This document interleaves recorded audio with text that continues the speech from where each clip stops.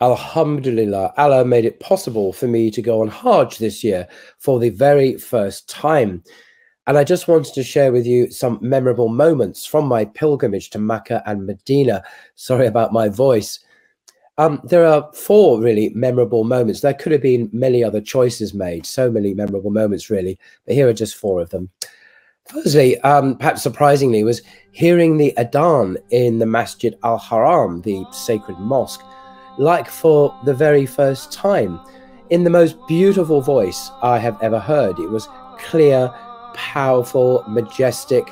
Every single word really hit home with renewed force. That for me was a surprising moment, a beautiful moment in the sacred mosque.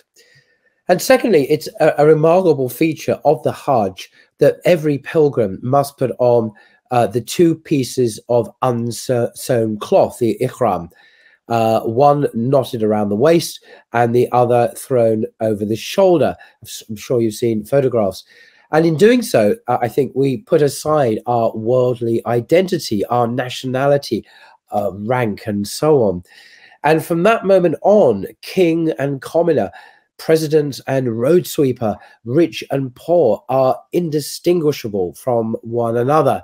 All such distinctions have been left behind. And it's a remarkable egalitarian moment in Islam when, you know, we all share that common human identity before our creator. And this extraordinary clothing, the Ikram, helps to express that in a very striking way. So that was another very notable experience for me in the Hajj. And thirdly, I was hugely privileged to visit the King Abdul Aziz Kiswa factory of the noble Kaaba. And I was allowed to sew a golden thread into the cloth. Here you can see it happening. The black pure silk clothing for the Kaaba, called Kiswa, is created anew every single year. And it's embroidered with silver wires, painted with glittering gold, with which Quranic verses and supplications are written. The clothing is used to cover the Kaaba, the sacred house.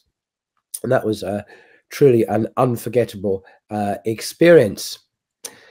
And fourthly, visiting Al-Masjid al-Nawabi, the Prophet's Masjid, and his grave in Medina.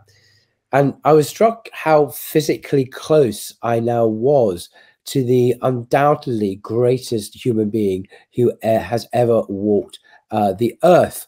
It was an extraordinary privilege to be so close, and of course to pass by the tomb as well, as many of us did. And also it's such a stunning piece of architecture, the masjid there, like the Haram in Mecca, mostly made out of pure marble, with gold fixtures, incredible carpets. I mean, I've been to many beautiful buildings around the world. When I was a Christian, I went to St. Peter's Basilica in the Vatican, itself an extraordinary piece of architecture. But these two masjid are much grander and bigger and far more beautiful and visited by far more people. There are no tourists visiting the Kaaba, of course. Everyone is a Muslim, but in the Vatican, you get loads of tourists who come along just to have a gawp at the statues. So I was generally impressed with the majesty and the beauty and even the simplicity of both of the mosques in Saudi Arabia. Now, inevitably, there were some challenges and trials for me too. And I think the most notable was the extreme heat. That was my biggest daily challenge. I mean, it was in the mid-40s centigrade every day without fail. It never rained, of course. I mean, it's the summer there now. And even at night, you had a low of, I don't know, 38 degrees centigrade. And so going out was quite a challenge. You know, I had to be very careful, as we all were. You know, had umbrellas, we had sunblock, but it was very, very extreme heat. Compared to in London now, I got back yesterday from Saudi Arabia, I think it's about 17, 18 degrees centigrade during the day. Compare that with Saudi Arabia, it's more than double that. So I think that was one of the biggest challenge I had was the heat.